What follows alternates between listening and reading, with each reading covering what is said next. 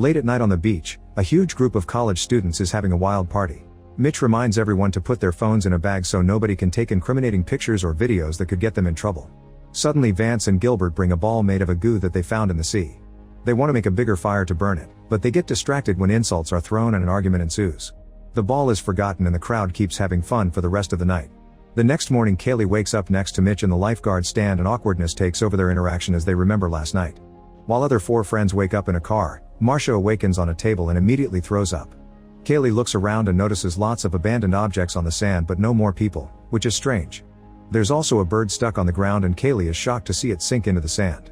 When Marcia begins moving, Kale tries to tell her not to do it, but it's too late. Her feet are stuck and she can't pull them out no matter how much she tries. When her hands touch the sand, they get stuck too. At first the group in the car thinks she's pranking them, but her screaming and tears prove she truly is afraid. Vance wants to help her and ignores the others when they try to stop him. He jumps out of the car and only takes a couple of steps before he falls and gets stuck too. When Vance starts yelling in pain, Mitch and Jonah want to help him but the girls stop them. As Vance begins to sink into the sand, Jonah tries starting the car but it won't work. Mitch throws a buoy tied to a rope but doesn't fall close enough. By now Vance has lost half his face and when he tries to raise his head, very thin strands pull him back down. In just a few minutes, both he and Marcia disappear into the sand. Afterward the group discuss what to do. They can't call 911 because their phones are in the trunk, and the car battery is dead so Jonah still can't make it start. Kaylee puts her hand near the sand without touching it and everyone is shocked to see some mysterious strands coming out. At that moment Gilbert wakes up. It turns out he's been stuck in a trash can with a naughty drawing on his face because of a party prank. He starts insulting his friends for leaving him there and tries to get out, ignoring the warnings the others are yelling. It isn't until they mention 2 people are dead that Gilbert stops moving. He admits his body is sore from being stuck there so Mitch reminds him that in a few hours the tide will push him towards them. Then Kaylee drags Mitch inside the lifeguard stand. Jonah watches them with jealousy and Shanda reminds him he needs to let go. While the mysterious strands try reaching for the car tires, Kaylee and Mitch find some alcohol in the cooler and start drinking. Hours pass but nobody shows up. The sun is getting strong and the people in the car try to cover themselves with a towel.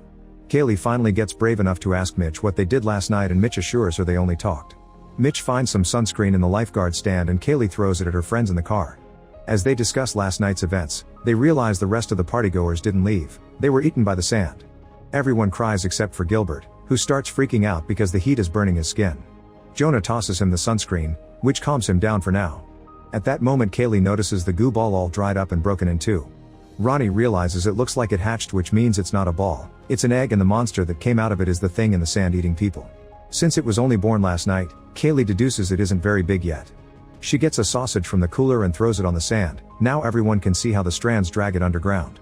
They throw a few more sausages because they want to see how far the monster reaches, but the strands keep coming out. A bird comes down to eat one of the sausages, only for the strands to catch it and quickly kill it. They throw the last sausage in another direction and the monster doesn't eat it, so that's the safe zone. It's not very far, but still enough to make it dangerous to reach it. The group begins arguing again and Ronnie points out they haven't seen a single car or person pass by in hours, so she can't be this simple. Refusing to give up, Jonah grabs 2 surfboards from the back of the car and throws them on the sand. The monster doesn't react, so he jumps on them safely. Now he can alternate the boards to move without danger. When Kaylee reminds him not to put his fingers too close to the sand, Jonah stops moving and announces they need to talk. He calls out everyone who cheated last night, but his friends think this should be a talk for later, their priority should be escaping. Jonah keeps moving and when he reaches a bench, the surfboard slips and he almost falls, but he grabs onto the bench at the last second.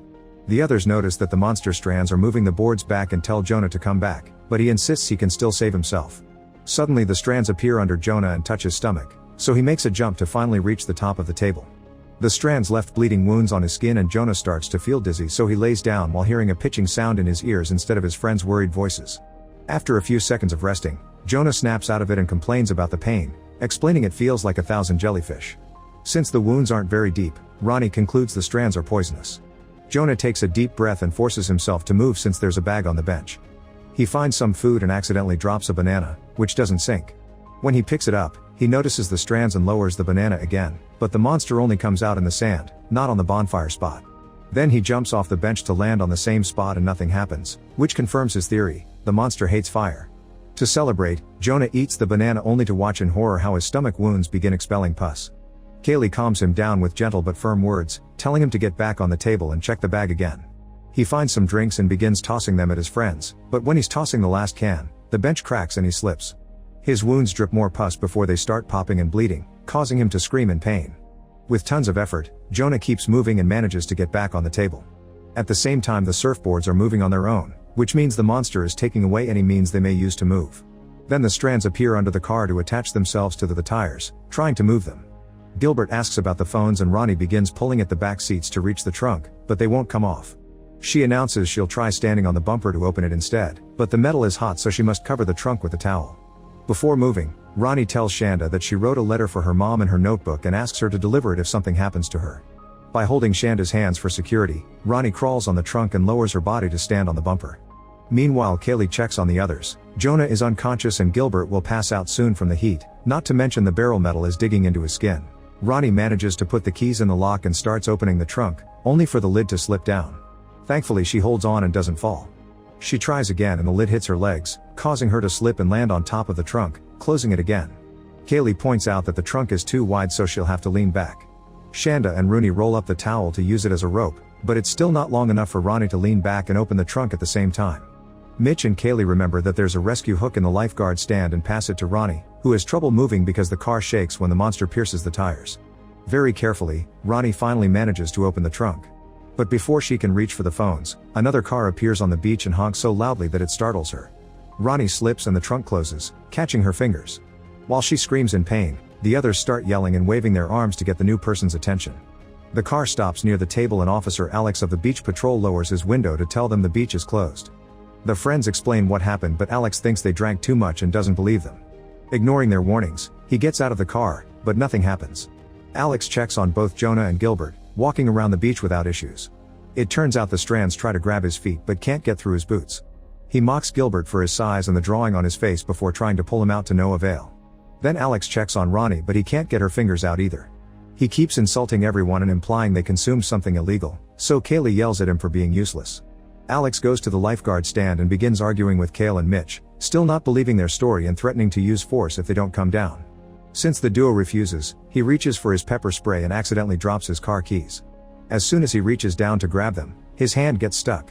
Kale tells him to use the pepper spray and when Alex sprays the strands, they disappear underground and let go. Alex screams in pain when he discovers his arm has already been eaten and falls on the sand because the monster has started to pull him down. Using the ramp on the stand, Ronnie gets close enough to grab the pepper spray and ignores Alex's cries for help, letting him sink to his death. After seeing Alex's boots, Mitch puts on his flip-flops and asks Shanda for her towels, planning to use them to cover his feet. He catches the first one with no issue, but when he reaches for the second the railing breaks and he falls on the sand.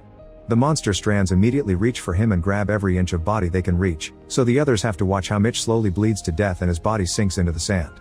The strands even disintegrate his shirt and come out through his eyes and mouth. Once the body is gone, the blood marks the spot where he died. Afterward, Kaylee notices that the monster is moving the broken railing and tells Shanda to grab it. Kaylee breaks more of the railing and tosses it at Shanda too with the towel. Then she decides to risk it and jumps off the stand, luckily landing on the car. Suddenly Kaylee punches Shanda for getting naughty with her boyfriend and the girls decide they're even now. Jonah apologizes to Kaylee for what he did and they say I love you to each other. Gilbert uses his last strength to turn around in the barrel to communicate better with his friends and the strands keep reaching out for the dripping blood. Kaylee and Shanda pull Ronnie's body until they manage to get her hand out, then they bandage it with a towel. Then they put the railing pieces on the sand to make a bridge and Shanda walks on it while explaining she actually did nothing with Jonah last night. After Shanda makes it safely to the table, Kaylee crosses too to reach her boyfriend. Ronnie comes next but she gets distracted when she notices blood dripping from the towel. As Ronnie loses balance and falls, Kaylee begins spreading paper spray to buy them some time. It appears Ronnie is fine and Kaylee grabs her arm, however the monster strands reach Ronnie's other arm and bring her down to make her sink. Everyone cries, unaware that the strands are slowly going up Gilbert's barrel. Shanda decides to try Mitch's plan by covering her feet with the towels. She runs as fast as she can and manages to get on top of Alex's car. Suddenly Gilbert feels the barrel moving and panics, but it only lasts a few seconds. Right after he announces it's over, he spits blood as big tentacles come out of the can to wrap around his body. They immediately bring him down, only leaving a trail of blood behind. Then the monster shakes Alex's car, causing Shanda to fall on the hood and hit her head, which knocks her out. Several hours pass and night falls. Shanda finally wakes up and discovers there's a raft on top of the car. She tosses it on the sand to reach the table and now she can help Kaylee bring Jonah into the car. At that moment the ground starts shaking and Kaylee falls back onto the raft. When she is about to return to the vehicle, a glowing tentacle comes out in front of her and tries to attack, But since she dodges, it only closes the car door before disappearing. Then Kaylee climbs on top of the car and grabs a gas can, only for the tentacle to come out again and destroy it, spreading gas all over itself. Kaylee grabs a second can and empties it on the sand before taking some matches from her pocket. When the tentacle tries to attack her again, Kaylee lights the matches and throws them at it, so the entire tentacle catches on fire. As the creature squirms and screeches, Shanda opens the door so Kale can get in the car too. The monster tries opening the door, but the girls pull it back to keep it closed. It also tries hitting the car with its now bigger strands to no avail, so it decides to disappear. The girls take a moment to regain their breath and realize Jonah is dead, so they break down in tears. The next morning, a surfer finds the car and knocks on the window to wake the girls up. They come out and walk on the sand without issues, meaning the monster is gone. While Kaylee and Shanda start making their way home, the creature is swimming in the sea to try to reach a new beach with fresh victims. Make sure to subscribe and turn on notifications so you can watch more videos like this. Thanks for watching.